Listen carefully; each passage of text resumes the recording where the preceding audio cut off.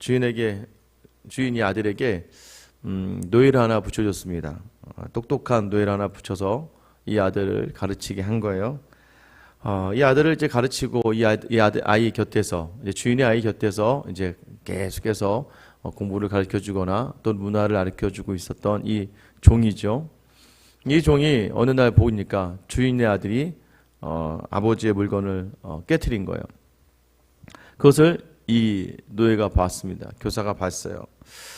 아버지가 얼마나 귀하게 여기실지 몰라서 이제 두려운 마음에 이 주인의 아들이 계속해서 이 교사의 눈치, 노예의 눈치를 보기 시작합니다. 주눅이 들어요. 매일 볼 때마다 혹시나 저 노예가, 저 교사가 아버지가 가서 잃으면 어떻게 하나 노심초사하면서 굉장히 불안해했습니다. 그리고 그 교사가 뭘 시키는 대로 하지 않으면 아버지에게 말할 것 같아서 계속해서 자기가 원하지 않아도 바라지 않고 하고 싶지 않은 건데도 하라고 하니까 계속 하게 되는 거예요. 그러다 어느 날 문득 그냥 이 아들이 아버지에게 찾아갔습니다. 아버지를 찾아가서 펑펑 울면서 무릎을 꿇고 아버지, 내가 그 물건을 제가 깨뜨렸어요.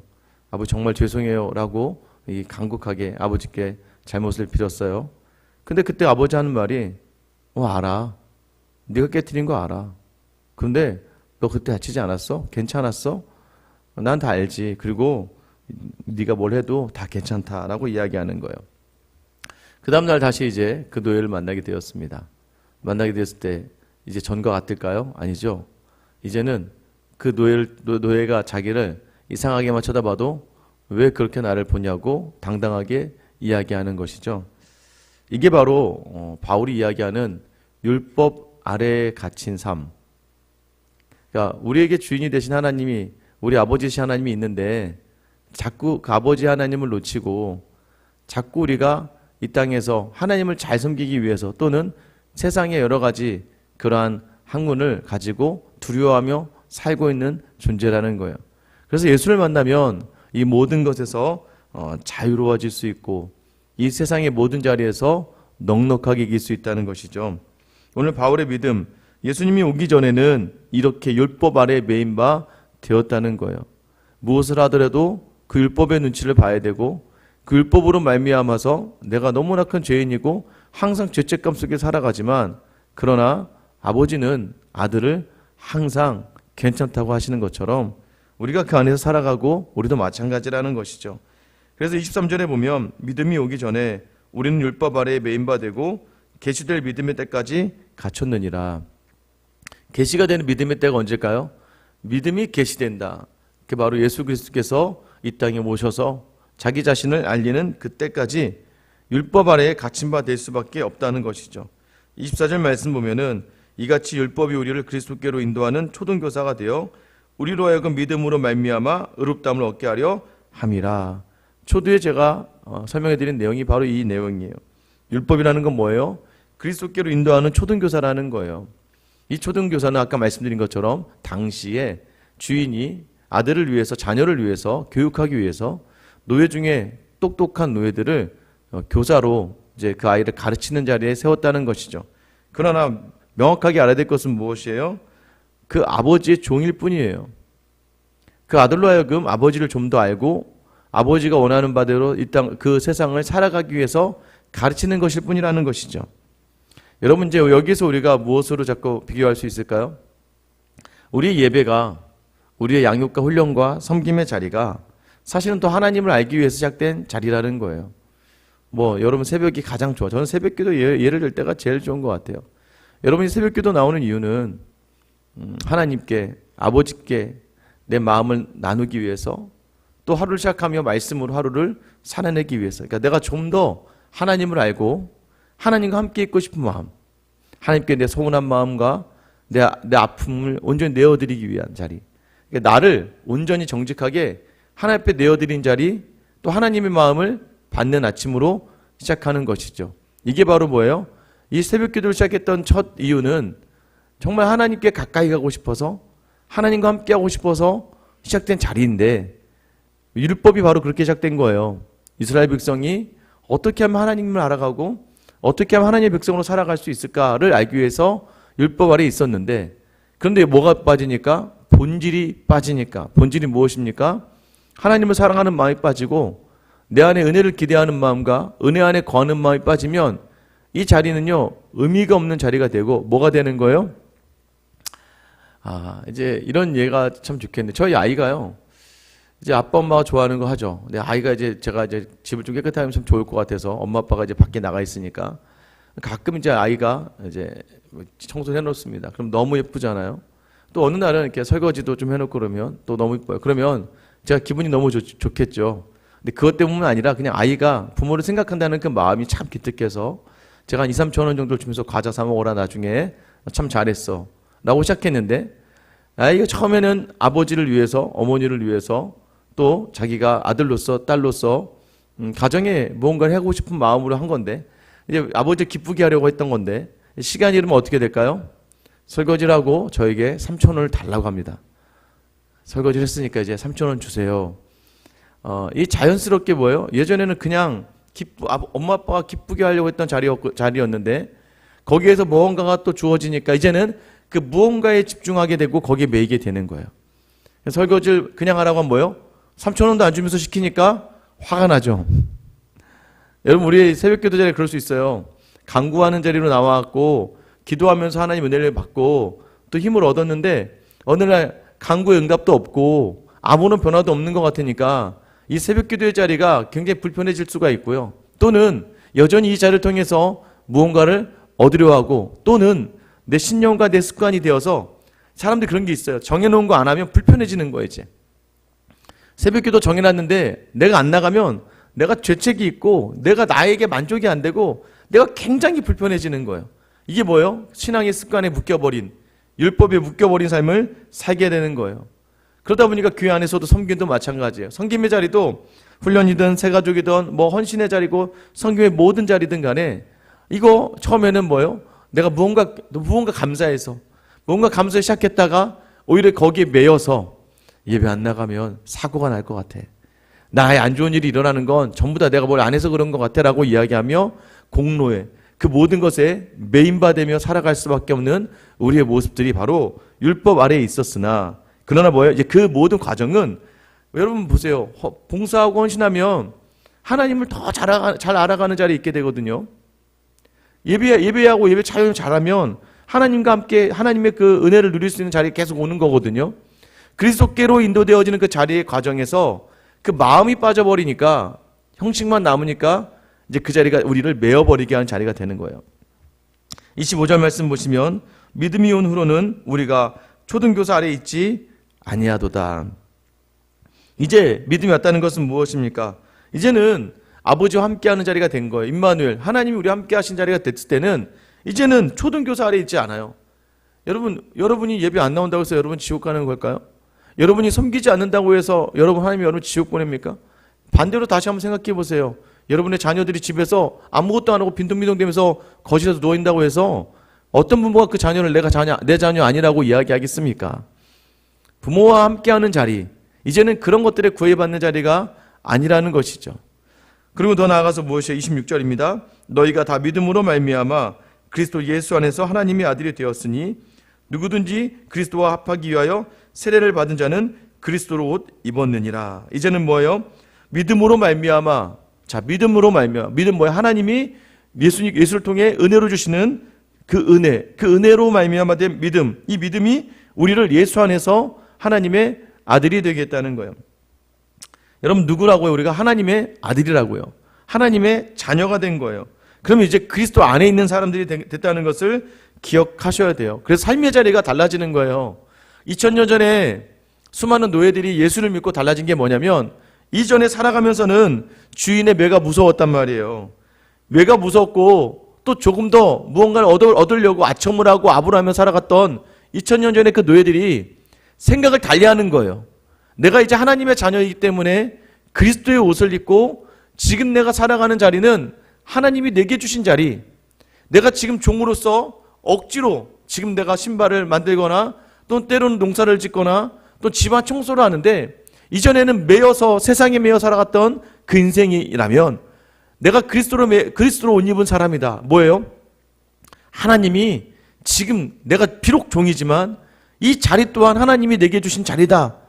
하나님과 나의 관계로 모든 자리를 바라보는 거예요. 옆에 있는 주인, 사람을 보지 않고요. 하나님을 보는 거예요. 그래서 오늘 내가 이런 눈을 떠서 청소를 하더라도 이제는 주인의 매가 무서워서 주인에게 무언가 하나를 더 얻어먹기 위해서 사는 인생이 아니라 이제는 하나님이 내 주인이 되어주시기 때문에 그 하나님의 기쁨이 되기 위해서 그 하나님께서 나를 바라보고 있는 하루를 성실하게 보내기 위해서 살아간다는 거예요. 여러분, 이것이 우리 안에 온전하게 우리 마음 안에 이 말씀이 들어와서 여러분의 하루가 오늘 그리스도의 옷으로 덧입혀지는 귀한 시간 되기를 축원합니다. 달래보는 거예요. 달라지는 거예요. 말씀이 오면 내가 이제 누구 때문에 하는지가 달라지는 거예요. 제가 어제 말씀드렸잖아요. 이번 주 기도할 때 저녁 10시만 되면 막 피곤해요. 아이들이 오면 막 저리 가. 나중에 정중하게 부탁을 합니다. 아이들에게 부탁을 해요. 아빠가 너무 피곤해. 좀 아빠가 좀 더 하면 아빠가 이제 너무 힘들 것 같아. 좀 저쪽으로 갔으면 좋겠어. 아내도 막 야 니네 아빠 건드리지 마. 막 이렇게 하지만 뭐 아이들이 뭐 말을 듣습니까? 뭐 와서 그럼 기도해줘. 기도해주면 안아주면 뽀뽀해. 너무 감사한데 이제 그것도 막 이제 막 자야 된다네 막 그러면 안 돼. 근데 어제는 갑자기 이제 피곤하고 몸도 안 좋은데 목욕을 시켜달라는 거야. 그래서 오늘은 엄마랑 해라. 그런데 이제 계속 하면서 있는데 보니까 또 아내도 뭐 이제 퇴근하고 나서 막 집안일을 막 하고 있으니까. 그래서 끝까지 그래 오늘 잘 때는 오늘 좀 잘 자야겠다. 어떻게 잘 자야 되는 거예요? 내가 물론 아빠이고 또 남편이기 전에 하나님께서 내게 주신 자리. 그래서 일어나서 기쁜 마음으로 아이들을 목욕을 잘 시키고 잠이 드는데 몸은 비록 피곤하지만 하나 확실한 거 있죠. 내가 육체를 이긴 거죠. 그 자리가 이전 같았으면 스트레스와 막 짜증이 나고 왜 이것 좀 하면 난 또 새벽에 일찍 일어나는데 이것 좀 해주지라고 생각할 수 있었지만 그 자리를 감당해내면서 그 자리를 내가 육체를 쳐서 하나님이 원하신 자리로 나아갈 수 있는 새로운 그리스도의 옷 입은 자리로 되는 거죠. 여러분 물론 또 오늘 저녁 어떻게 될지 몰라요. 오늘 저녁엔 또 화낼 수 있습니다. 오늘 저녁에 또 무너질 수 있어요. 그러나 내가 누구인가, 내가 이 땅의 모든 자리를 그리스도를 위해 사는 사람이라는 걸 놓치지 않는 거예요. 또 하나는 무엇입니까? 28절 너희는 유대인이나 헬라인이나 종이나 자유인이나 남자나 여자나 다 그리스도 예수 안에서 하나이니라. 너희가 그리스도의 것이면 곧 아브라함의 자손이요 약속대로 유업을 이을 자니라. 여러분 하나님은 이제 은혜로 모든 이들을 다 불렀다는 거예요. 그러니까 사람을 바라볼 때도 이젠 다른 눈으로 볼 수 있어야 된다는 거예요. 성도 안에 모든 사람들은 유대인이나 헬라인이나 종이나 자유인이나 남자나 여자나 그리스도 예수 안에서 하나라는 거예요.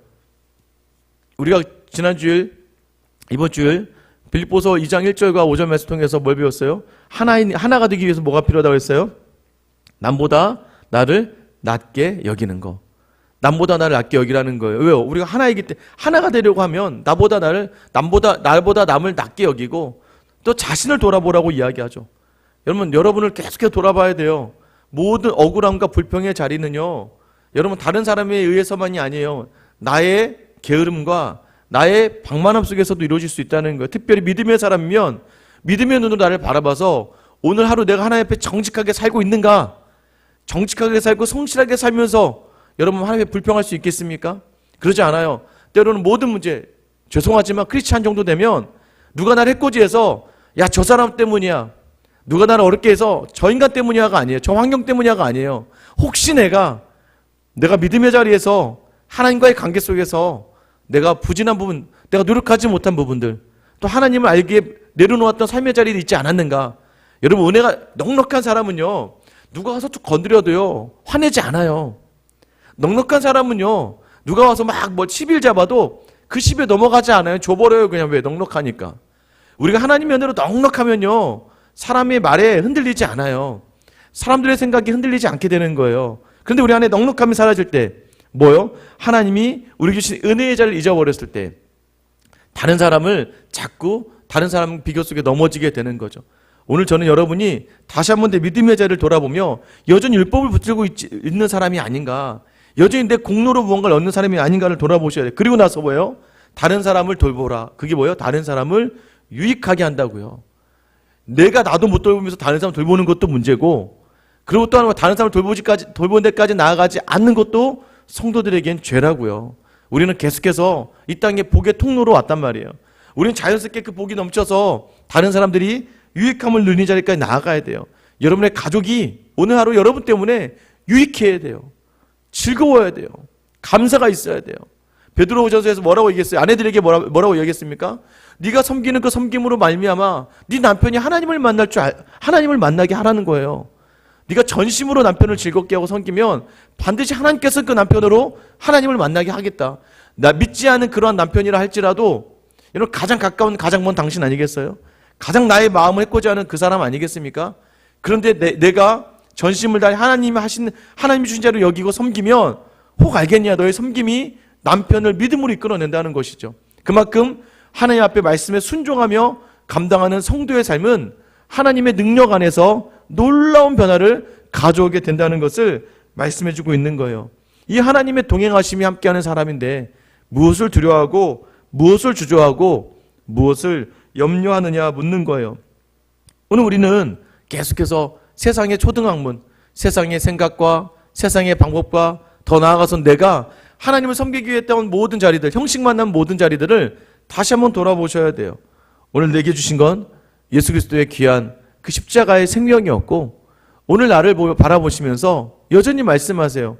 여전히 우리는 부족하고 연약해요. 제가 잠깐 어제 얘기하는 거예요. 정말 오늘 밤 어떻게 되는지 모른다니까요. 그럼에도 불구하고 우리 하나님은요, 오늘의 실수보다는 어제의 순종을 더 기뻐하시는 거예요. 그 순종에 대해서 더 민감하게 반응하시고 복 주시기를 원하시고 우리의 실패와 실수 속에서는요, 인내하시고 참으시며 끝까지 사랑하시는 분이 바로 우리 주님이십니다.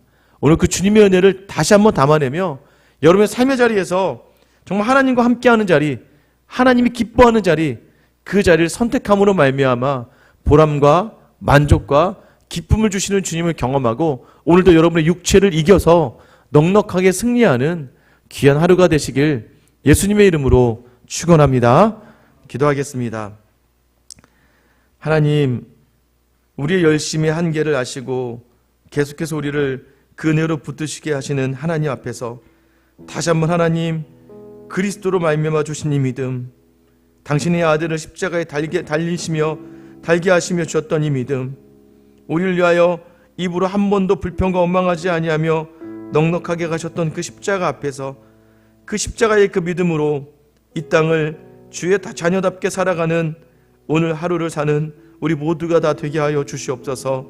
하나님이 허락하신 나의 가정을 하나님의 나라를 만들어가는 도구가 되게 하여 주시옵소서. 직장과 사업의 모든 자리마다 사람을 만나는 모든 자리마다 그리스도의 주신 옷을 입고 그 옷은 그냥 나온 것이 아니라 그 큰 사랑으로 자기 자신을 내어주신 그 옷이었습니다. 오늘 그에 맞게끔 그리스도의 옷을 입은 사람답게 내 가정과 직장과 사업과 교회에서 하나님의 사람의 삶을 살아가는 우리 모두가 되게 하여 주시옵소서. 하나님, 여전히 세상의 초등학문 율법으로 안에 갇혀 있어서 하나님 형식에 얽매여서 살아가는 인생이 아니라 우리가 능히 그리스도 예수와 함께 나아갈 수 있는 그 능력과 힘을 우리에게 주셨기 때문에 오늘도 주의 이름을 부르며 담대히 나아가 하나님의 자녀다운 삶을 살아내고 그 육체를 이기는 넉넉함의 승리를 우리 주님으로 말미암아 얻어내고 누릴 수 있는 저와 우리 모든 성도들의 하루가 되게 하여 주시옵소서. 오늘도 능력으로 이끄시며 반드시 우리로 천국을 누리게 하시고 우리가 가는 곳마다 천국이라 칭하시는 우리 주 예수 그리스도의 이름 받들어 기도드립니다. 아멘.